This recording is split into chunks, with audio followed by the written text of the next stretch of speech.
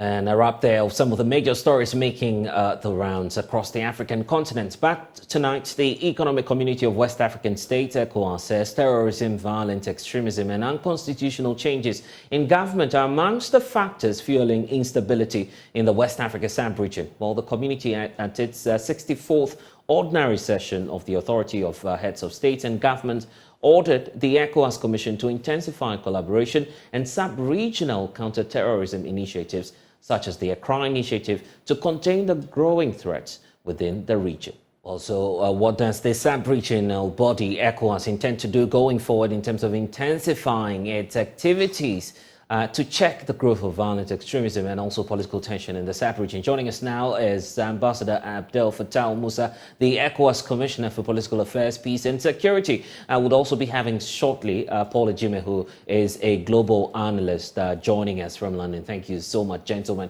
for spending some time with us. And I want to start now with Ambassador Fattah, since, of course, you are in the Situation Room, I should say, knowing what the concerns of the heads of states are. But the point is, what's the marching order after last weekend's engagement?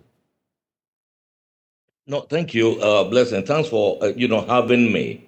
In fact, the communique that came out of the 64th Ordinary Summit of the ECOWAS, in some part, it spoke less than it meant, and it implied more than it said.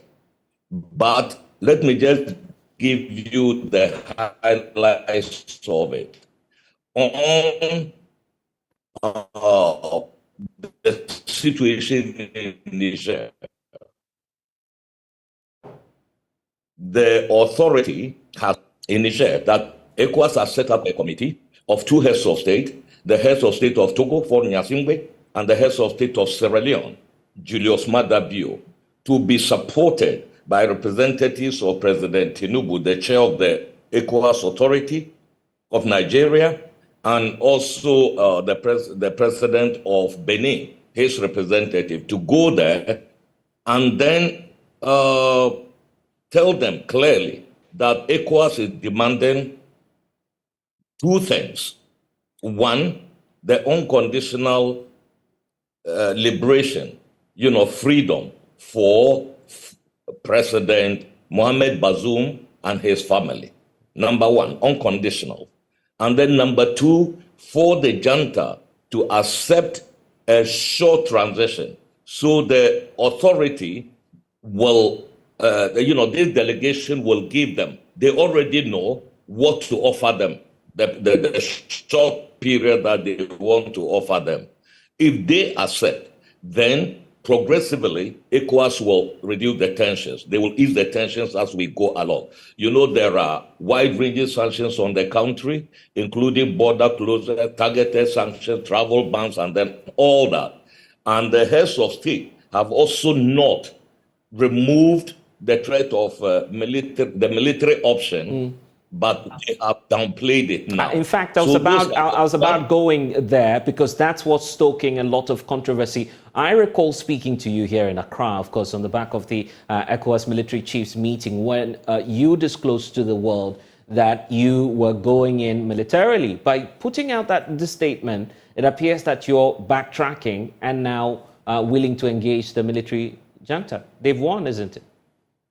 Yeah, so yes, let me answer that and then continue with the highlights of the meeting. Right. The ECOWAS Commission and the chiefs of defense staff have nothing, on their own to put forward, but to carry out the instructions of the Authority of Heads of State and Government.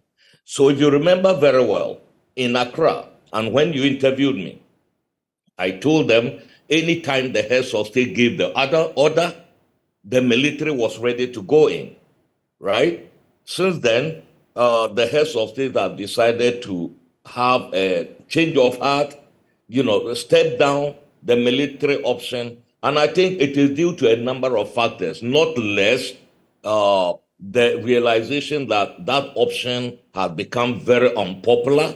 By putting it forward, it was rather hampering the opportunity that is there, to seek some consensus with them. So now, that is, they put it on the back burner and then giving them the option, to have an honorable way out by agreeing to a short transition, that failing, then all the other sanctions will be, put back on them. Nobody's going to remove them. And I must tell you, the sanctions are really biting very hard. Just yesterday, I met a delegation of women leaders from Niger who came to meet me in Abuja. I'm talking to you now from Lagos, and that was their message, the impact of the sanctions. So that is on that. I think the other key decision that was taken there was also to reactivate, the work of the troika of three heads of state of Guinea-Bissau, Nigeria, and Benin, to reactivate their engagement with the three countries in transition. That is Burkina Faso, Guinea, and then Mali.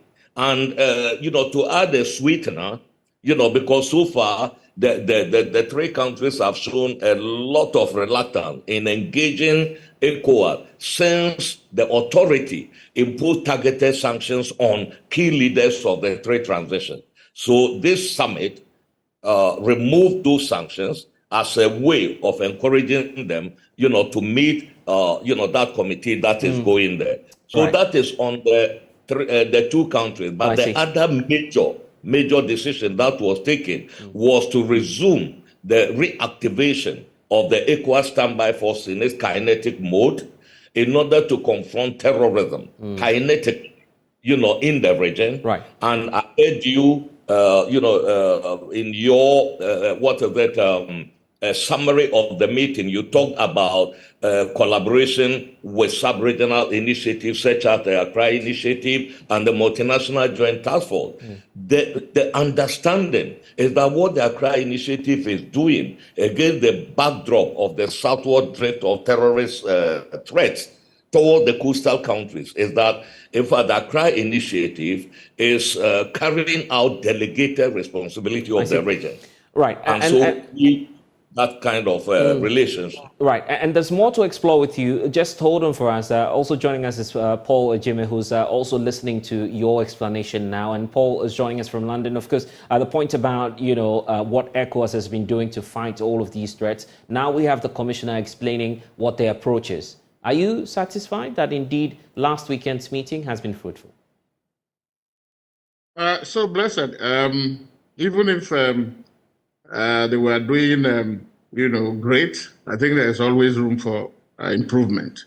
And then I recognize Ambassador Musa there, who used to be my boss while I was at ECOWAS. And that he is a principled guy like other technocrats. But perhaps he's wearing a new cap. He's a political appointee. But that has not taken out the fact that from the beginning, and let's face it, I think ECOWAS acted, there were some missteps, let's face it. For instance, he told you now that you cannot ask somebody to negotiate when you have banned them, put a travel ban on them. So ECOWAS took that type of decision and now realize that is not working, and that is why they are working back on it. And also the same, ditto, for what is it called, the threat. Because these people say, well, listen, if you are coming, they saw it as a fight. They saw it as a war against Niger. And they said, listen, and when that happens, remember what propaganda, they say truth is the victim. Those who have taken a wrong decision, and let's face it, military coup in this modern era is an aberration. Nobody can defend that. But because of the way ECOWAS has taken the strategy that is seen as anti-people, these coupists, they capitalized on that and sold a populist, statement to their people that, listen, ECOWAS is coming to fight us. But that is not the issue. ECOWAS actually, I think there is also issue of communication and messaging. ECOWAS is not going to fight Nigerians, but those who are taking power unconstitutionally against the ECOWAS protocol. And that is what it is. So it is a case, and I know that as a technocrat, he has the cap of showing one way, but the heads of states, and I must say, they appear to be the ones that are in a hurry. And when you take a shortcut, you always end up, the journey becomes longer for you. And that is what is happening in this instance. The ECOWAS has,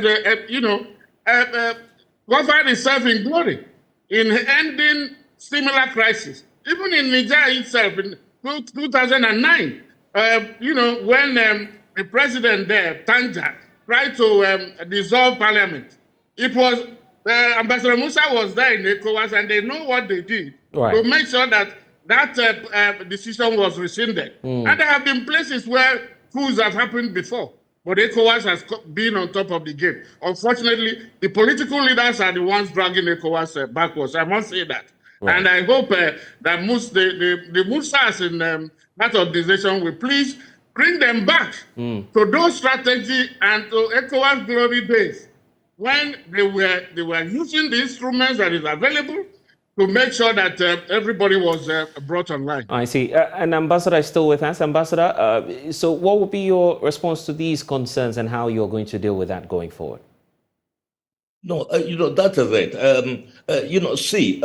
Blessing, we are living in a very complicated political and security environment today. So it is very difficult to compare the life we are living now to those, I would call them glory years of ECOWAS. And I've been part of both. The thing is, when all those things were happening, there was no terrorism. And if you watch it very carefully, 3 out of the 4 countries that are under military rule today, one of the common factor among them is the asymmetric environment, terrorism, and then all that.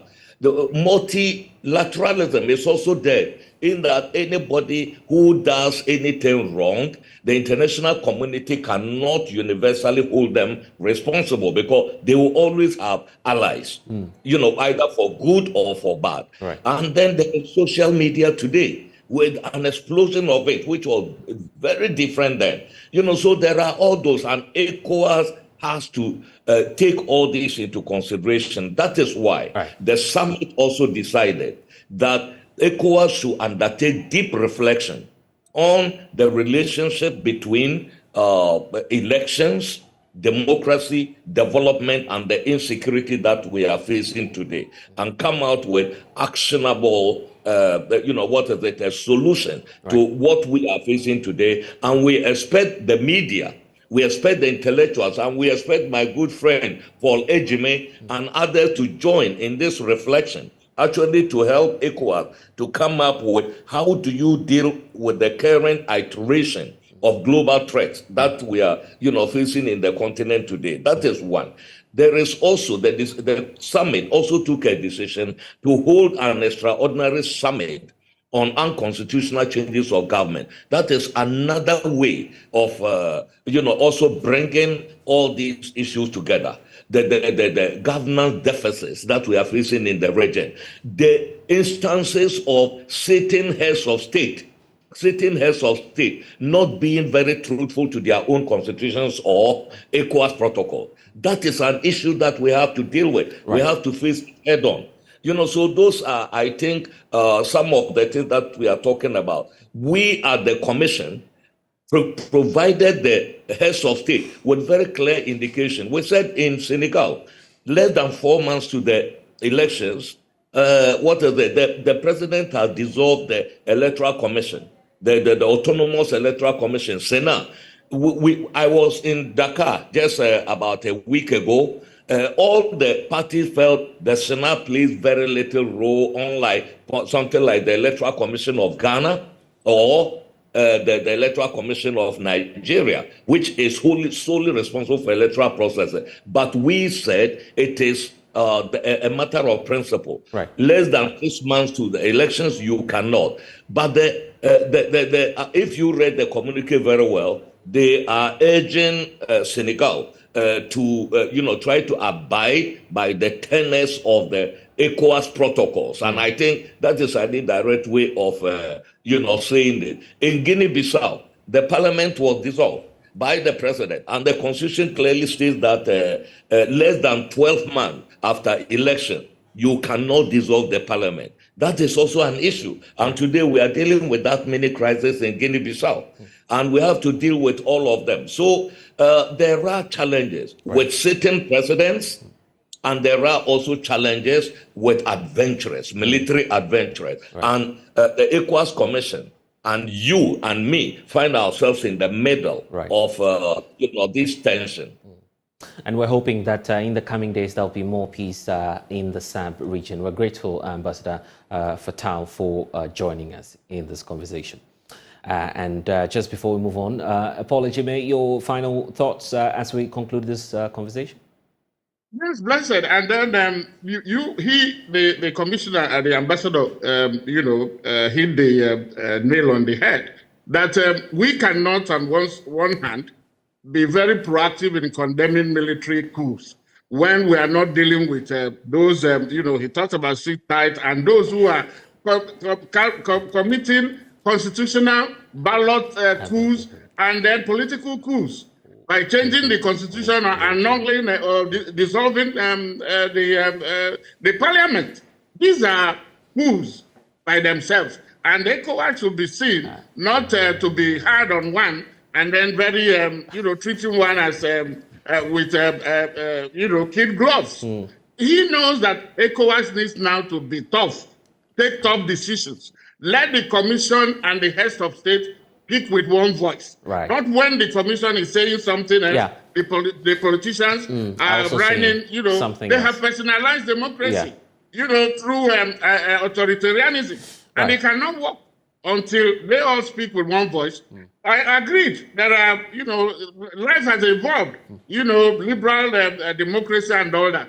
But it also behoves on ECOWAS, an organization that was seen as being on top of all the other regional economic communities. So get back that module and be able to dictate the pace and be in front again. And they can only do that by top.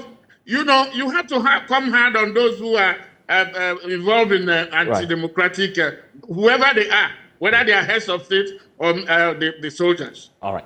And grateful for your time. Paul Ejime, Global Affairs Analyst, helping us to the discussion together with Ambassador Abdel Fattah Musa. Meanwhile, the United Kingdom says that although it is alarmed at the growing activities of violent extremism towards the coastal West Africa, maintaining Western troops in the SAP region will be counterproductive.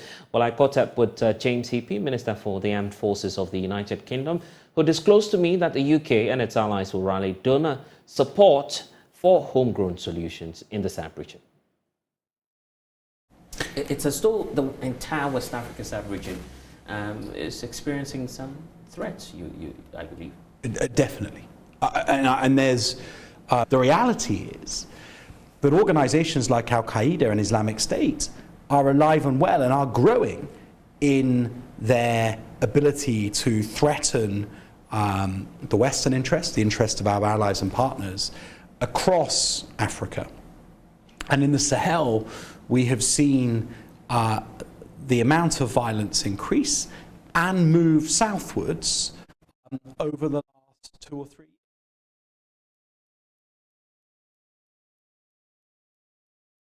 And of course, be sure to watch a playback of that interaction with James Heapy subsequently on the Joy News channel. But that's all we have for you in this package of Connect Africa. I'm Lester Sugan.